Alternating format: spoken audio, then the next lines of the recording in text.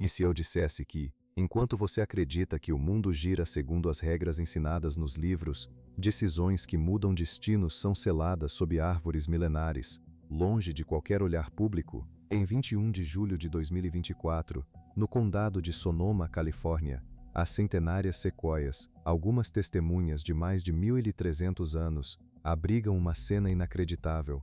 As chamas de fogueiras iluminam figuras envoltas em mantos. Ali, um homem cuja fortuna ultrapassa 200 bilhões observa, lado a lado da ex-secretária de Estado dos Estados Unidos, enquanto ambos permanecem imóveis, os rostos ocultos pelas sombras das vestes. Eles fitam um altar, uma coruja de pedra, colossal, com 12 metros de altura, onde um boneco é incendiado diante de todos. O ritual recebe um nome quase poético: cremação da preocupação, ou cremation of care. Mas não há jornalistas, não há celulares, nenhum registro público. Cães de guarda e seguranças circulam implacáveis um perímetro de mais de 1.000 a. Não, isto não é ficção tirada de algum romance de conspiração.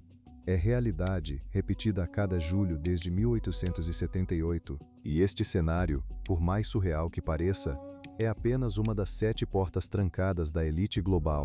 7 sociedades fechadas, onde poucas pessoas no planeta têm acesso. Enquanto você trabalha, paga impostos ou deposita sua confiança nas urnas, reuniões decisivas acontecem em quartos onde a sua presença jamais será permitida. Avançando para julho de 2004, o calor sufocante beira os 35 graus. Escondido entre arbustos numa encosta do mesmo bosque californiano, o jornalista Alex Jones segura uma câmera disfarçada.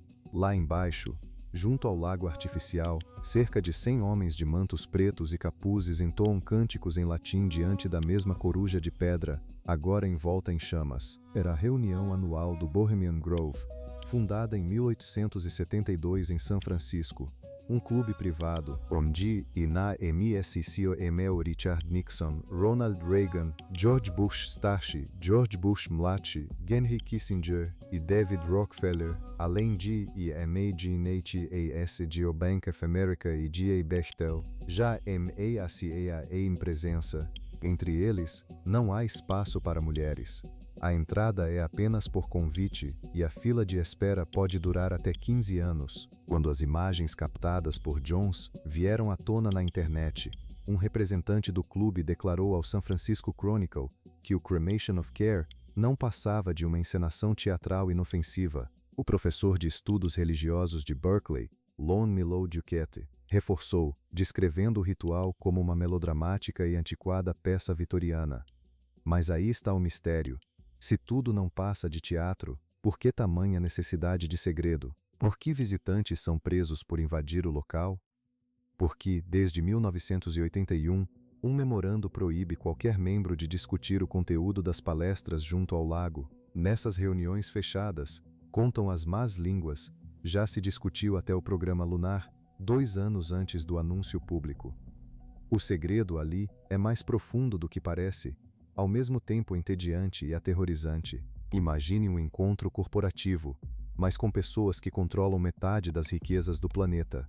Entre um gole de uísque e outro, alianças são formadas, sem atas, sem registros, sem testemunhas, só um aperto de mão, uma promessa selada no calor da fogueira. E a ironia máxima.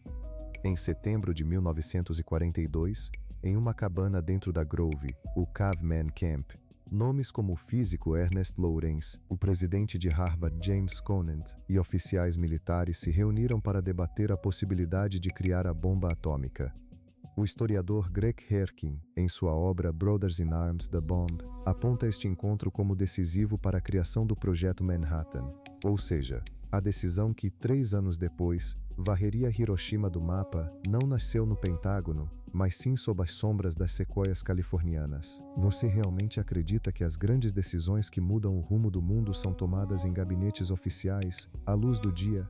Ou será que o verdadeiro poder se manifesta em lugares muito mais obscuros e inacessíveis? A Bohemian Grove é famosa, claro, mas existe outro círculo ainda mais fechado, mais antigo em tradições. Um clube tão exclusivo que, em apenas um século, seus ex-alunos ocuparam a Casa Branca 4 vezes. Imagine. É uma sexta-feira, já passa da meia-noite. O campus da Universidade Yale, em New Haven, Connecticut, está silencioso. No cruzamento das ruas High e Chapel, ergue-se um prédio sem janelas, de pedra arenito marrom, com paredes tão espessas quanto um homem deitado, quase 1 metro.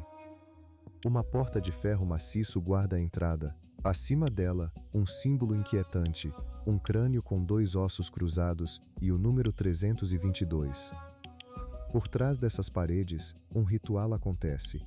15 estudantes do último ano, todos de Yale, somente eles, é o seleto e temido grupo conhecido como Ordem da Caveira e Ossos, fundado em 1832 por William Russell, também ele um ex-aluno da universidade.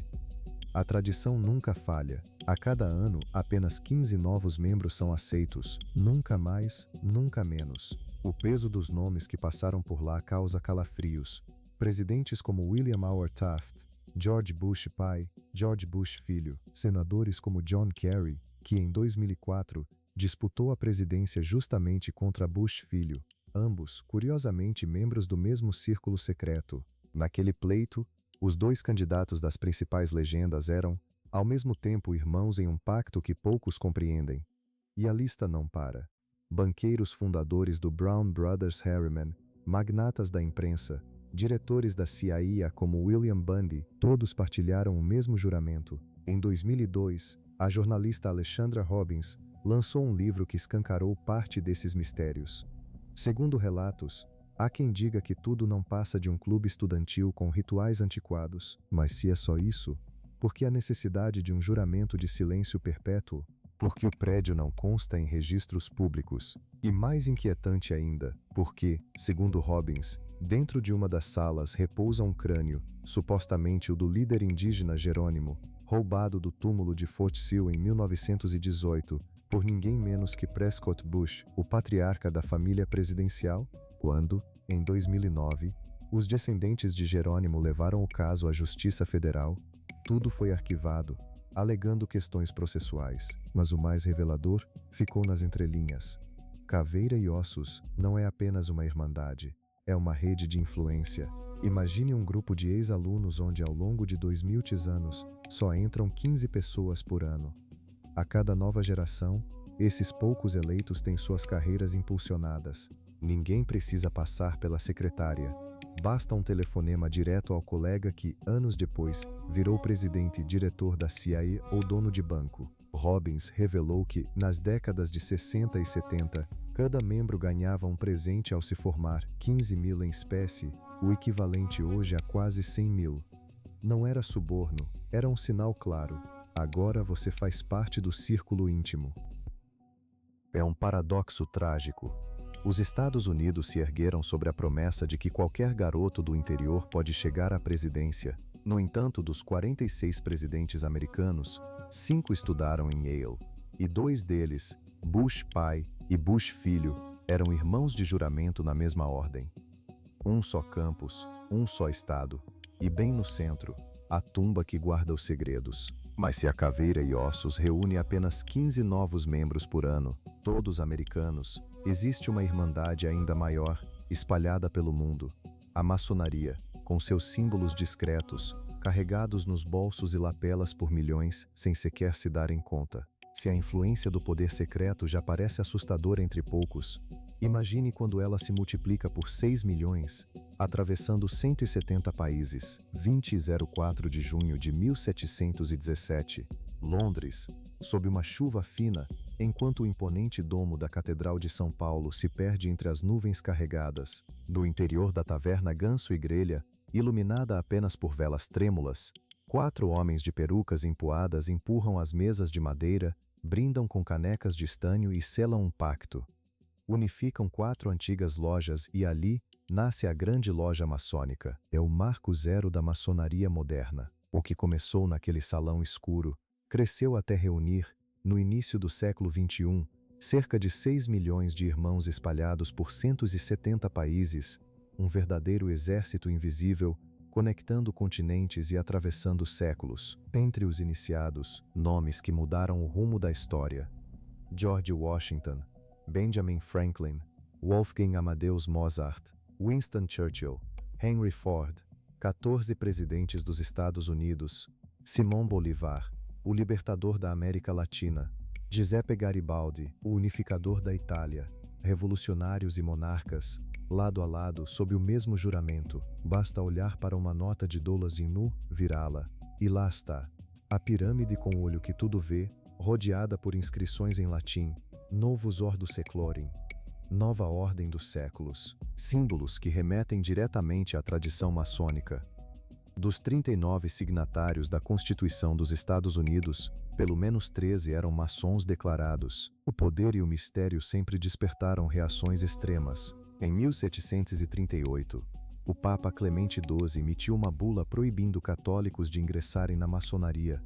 Ameaça de excomunhão que permanece até hoje. Adolf Hitler, em 1935, decretou o fechamento de todas as lojas na Alemanha e enviou milhares de maçons para campos de concentração. Stalin, do outro lado do mundo, seguiu a mesma lógica, o ápice do medo e da perseguição. Se fosse apenas um clube de caridade, de aventais e compassos, por que teria assustado tanto o Papa, Hitler e Stalin? Porque, até 1998, juízes e policiais britânicos eram obrigados a declarar publicamente sua ligação com a maçonaria ao assumirem cargos. Eis o ponto. A maçonaria funciona como um sistema operacional do networking masculino, criado há 300 anos. Muito antes de qualquer rede social. Imagine um LinkedIn ancestral, só que com rituais, símbolos secretos e o compromisso solene de ajudar um irmão em qualquer lugar do planeta, mesmo sem jamais tê-lo visto antes. Você chega a uma cidade estranha, conhece o aperto de mão secreto e, de repente, está sentado em uma sala com o juiz local, o dono da concessionária, o cirurgião mais respeitado. Eles não têm obrigação formal, mas o código é claro. Entre irmãos, a ajuda é regra. O historiador britânico John Dickie, em sua obra A Obra, revela como esse mecanismo operava no auge do Império Britânico. Funcionários coloniais em Bombaim, comerciantes em Hong Kong, plantadores na Jamaica, todos conseguiam créditos e contratos mais rapidamente pela fraternidade do que qualquer estranho. No entanto, há um sabor amargo de ironia. A maçonaria prega a igualdade absoluta diante do grande arquiteto do universo. Mas, nos Estados Unidos, até 1989, as lojas brancas e as lojas negras fundadas por Prince Hall, em 1775, não se reconheciam oficialmente. 214 anos de divisão interna. Em maio de 2017, pela primeira vez em sua história, a Grande Loja Unida da Inglaterra abriu uma coletiva de imprensa. O grão-mestre David Staples declarou ao jornal Guardian: "Não somos uma sociedade secreta. Somos uma sociedade com segredos, uma diferença sutil, mas que explica como a maçonaria atravessou 300 anos, enquanto a maioria das ordens secretas desaparece em menos de 50. E se a maçonaria é esse sistema, existe uma lenda sobre o código-fonte original que a inspirou, uma ordem que a Inquisição declarou extinta em 1312, cujo ouro os nazistas procuraram obsessivamente. E então, em 01 de maio de 1776, em Ingolstadt, Baviera, às margens do Danúbio, 5 homens se reúnem discretamente em um quarto alugado. Entre eles, o jovem professor de direito canônico, Adam Weishaupt, de apenas 28 anos, um homem magro, com olhos que parecem atravessar quem ousa encará-lo. Eles assinam juntos a carta de fundação de uma nova ordem. 2 anos depois, Adam Weishaupt dará a ela outro nome: Ordem dos Illuminati, os Iluminados. O objetivo, para 1776, soa como uma loucura: abolir todas as monarquias, destruir a igreja, erradicar a propriedade privada e, em seu lugar, instaurar uma república governada por filósofos. Tudo isso, 13 anos antes da Revolução Francesa, 141 anos antes da Revolução na Rússia. Mas o sonho durou pouco. 9 anos após aquela noite, no mês de junho de 1785, o eleitor da Baviera, Carlo Theodor, decreta a proibição de todas as sociedades secretas. A polícia intercepta um dos mensageiros dos Illuminati, o padre Jacob Lance, no caminho para a cidade de Kurk. Um raio o atinge e o mata. Nos bolsos da batina, encontram cartas cifradas, listas de membros e instruções de recrutamento. Os documentos caem nas mãos das autoridades e são publicados para todo o reino. Weishaupt foge. A ordem é dissolvida. Pelo menos, oficialmente, era para ser o fim. 7 anos depois, estoura a Revolução Francesa. Em 1797, o físico escocês John Robison lança um livro bombástico, Provas de uma Conspiração. Ali afirma que os Illuminati não sumiram. Eles teriam infiltrado as lojas maçônicas de Paris e articulado a tomada da Bastilha. A obra circula entre as cortes de Londres a São Petersburgo, incendiando imaginações e medos. Em 1975, o escritor americano Robert Anton Wilson publica a trilogia Illuminatus, um romance pós-moderno sobre uma conspiração global. Mais tarde, ele confessa à revista Fortune Times: invente a maior parte disso, não importa. O símbolo, o olho dentro do triângulo, explode na cultura pop.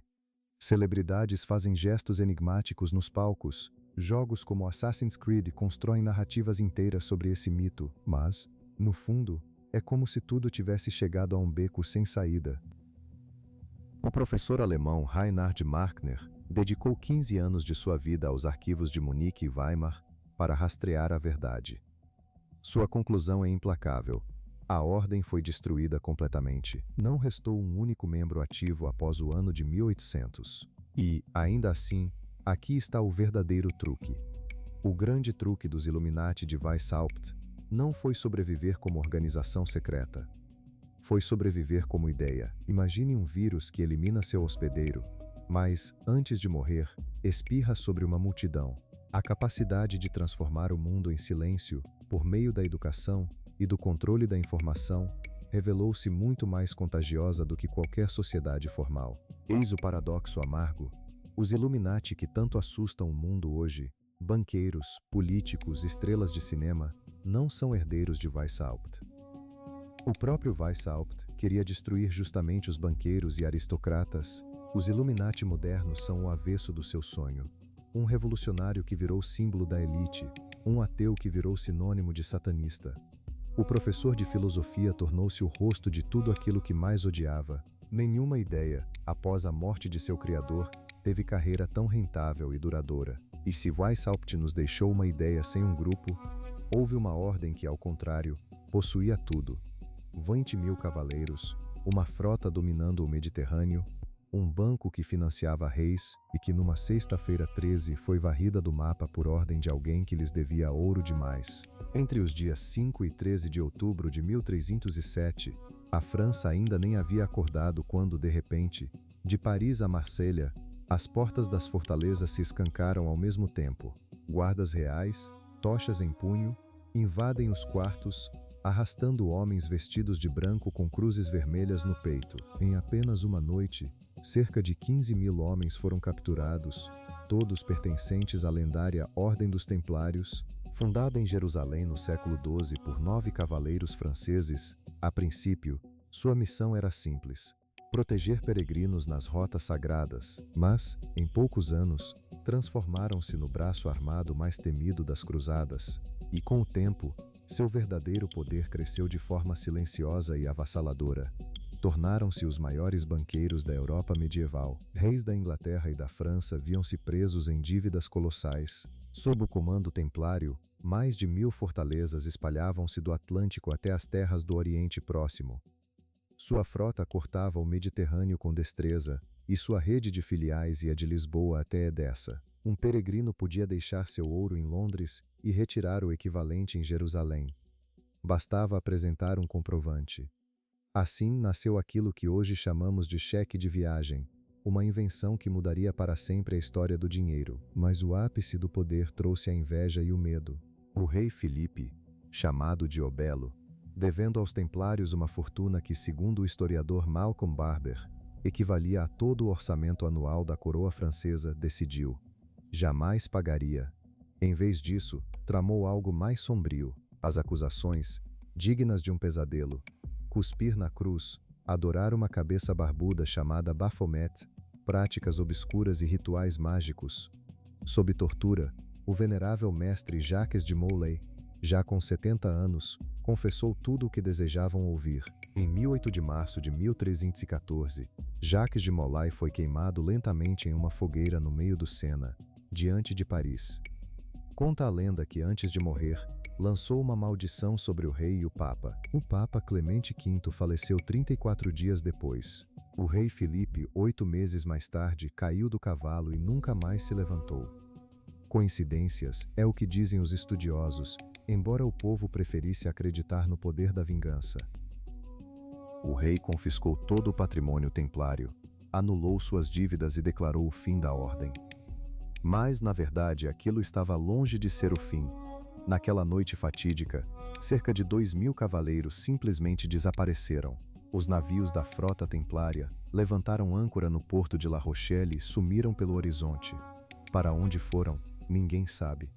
Os registros ou jamais existiram ou foram destruídos para sempre. O historiador escocês Andreas Sinclair, em sua obra A Espada e o Grau, sugere que os templários fugitivos chegaram à Escócia. Lá, teriam sido acolhidos pelo rei Robert Bruce, que estava excomungado e precisava de aliados. Não por acaso, na Batalha de Bannockburn, em 24 de junho de 1314, um pequeno exército escocês derrotou uma força inglesa 3 vezes maior. Sinclair sustenta que a virada foi decidida por um misterioso esquadrão de cavalaria, surgido do nada, supostamente templários sobreviventes. Outra pista surge em 1737. O maçom escocês Andrew Michael Ramsay, em um célebre discurso em Paris, declara publicamente, pela primeira vez, que a maçonaria seria a herdeira direta da Ordem dos Templários. Até hoje, o chamado Grau Templário existe no rito escocês e, ao final da cerimônia de iniciação, exibe-se um crânio ensanguentado, que, segundo a lenda, seria de Jacques de Molay. Eis o que poucos percebem. Os Templários protagonizaram o único caso conhecido em que uma corporação internacional foi eliminada pelo Estado de modo fulminante, da noite para o dia. Imagine, hoje, um decreto presidencial e, ao amanhecer, todos os funcionários da Apple, Google e JP Morgan sendo presos, com ativos congelados e negócios proibidos. Foi exatamente isso que aconteceu na França, em outubro de 1307. Um exemplo amargo para toda potência financeira que ousasse crescer demais. Ironia amarga. A ordem que inventou o cheque de viagem, criou cartas de crédito e fundou o primeiro sistema de bancos internacionais, foi destruída justamente pelo maior de seus devedores. O devedor eliminou o banqueiro e, desde então, nenhum banco na história jamais voltou a confiar cegamente em qualquer rei. Mas se os templários se transformaram numa lenda que atravessou 700 anos, há um clube que não precisa de mitos para envolver-se em mistério. Suas reuniões não alimentam folclore, mas a lista de convidados diz tudo. Chefes de Estado, magnatas das maiores empresas de mídia do planeta. Eles se encontram uma única vez por ano, em hotéis cercados por atiradores de elite. No dia 29 de maio de 1954, na Holanda, um vilarejo chamado Oosterbeek, à beira do Reno, recebe um evento singular. O Hotel Bilderberg, debruçado sobre a floresta, é isolado pela Polícia Real. Lá dentro, 130 pessoas de 11 países diferentes. Primeiros ministros, ministros das finanças, presidentes das maiores multinacionais do mundo. Estão presentes os chefes da Royal Dutch Shell, Unilever, Fiat, presidentes do Chase, do Banco Manhattan, do Banco da Inglaterra, e também os donos das revistas Time e Newsweek. Nenhum jornalista autorizado, nenhum comunicado à imprensa, nenhum registro oficial, jamais. Assim nasce o Clube Bilderberg. A ideia partiu de um imigrante polonês, Joseph Hettinger, que sobreviveu às 2 guerras mundiais e, nos anos 50, concluiu: se, nas décadas de 30, as elites ocidentais tivessem se reunido informalmente, talvez pudessem ter chegado a um acordo a tempo de impedir a ascensão de Hitler. O príncipe Bernhard, da Holanda, abraçou o projeto. David Rockefeller também. Desde então, uma vez por ano, portas fechadas, regras rígidas de confidencialidade, o famoso princípio de Chatham House. Pode-se comentar o que foi dito, mas nunca revelar quem disse. 70 anos seguidos, sem interrupção por pandemia, crise ou guerra. A lista de participantes é praticamente um índice dos capítulos mais marcantes da segunda metade do século XX. Henry Kissinger esteve lá 11 vezes. Margaret Thatcher participou pela primeira vez em 1975, 4 anos antes de se tornar primeira-ministra. Bill Clinton apareceu em 1995, um ano antes de vencer as eleições.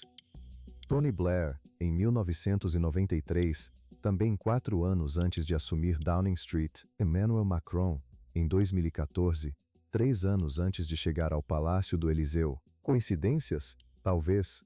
Dennis Healy, membro fundador, afirmou em entrevista ao The Guardian, em 25 de março de 2001.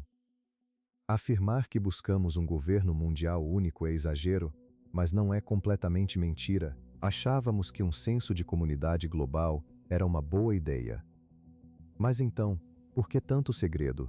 Se é apenas um clube de debates, por que tamanha segurança? Por que em 2003 em Versalhes, um policial quebrou a câmera de um jornalista da BBC? Por que em 2018, em Turim, militares armados protegeram o perímetro e o espaço aéreo foi fechado num raio de 5 quilômetros? Eis o ponto. O Bilderberg não é governo, nem conspiração no sentido clássico. Se preferir, imagine-o como conselho de administração da globalização. Imagine os donos das maiores empresas do mundo reunidos, uma vez por ano, numa casa de campo secreta, para alinhar a estratégia dos próximos 5 anos. Só que em vez de Apple e Toyota, ali estão países, bancos e impérios de comunicação. Não se tomam decisões formais. O que acontece ali é ajustar expectativas, definir limites, testar futuros líderes. E há episódios célebres. Dezembro de 1992, Bill Clinton acabava de vencer as eleições.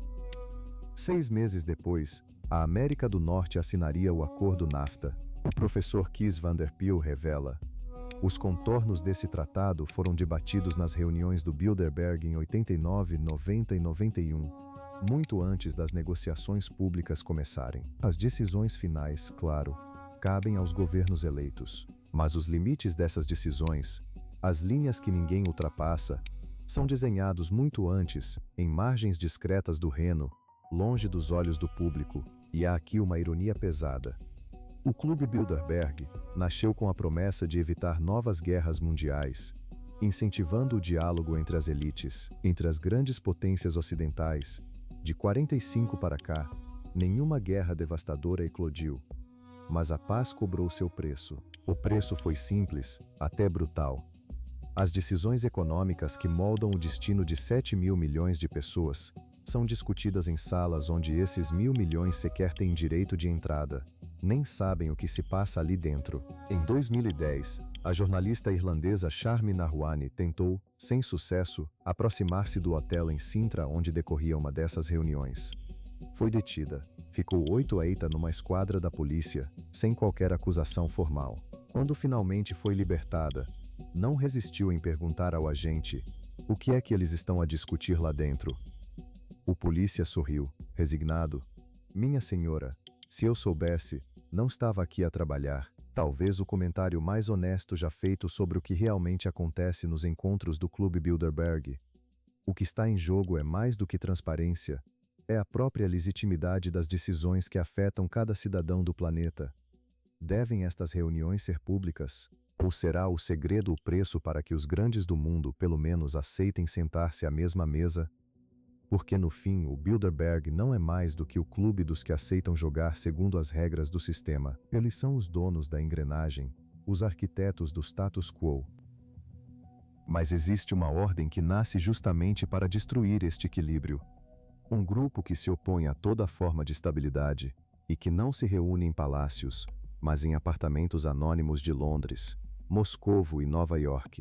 Voltemos ao ano de 1970, no coração rural de Shropshire, Inglaterra. Uma estrada de terra perdida entre campos intermináveis conduz a uma casa de pedra antiga, sem placa, sem nome.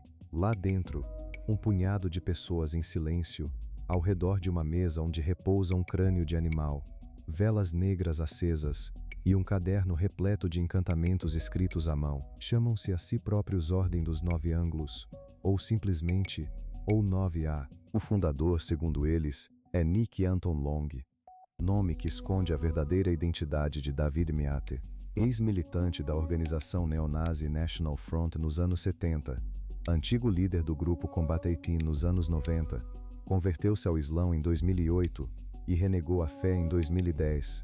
A sua biografia é um catálogo de todas as formas possíveis de causar dano ao mundo.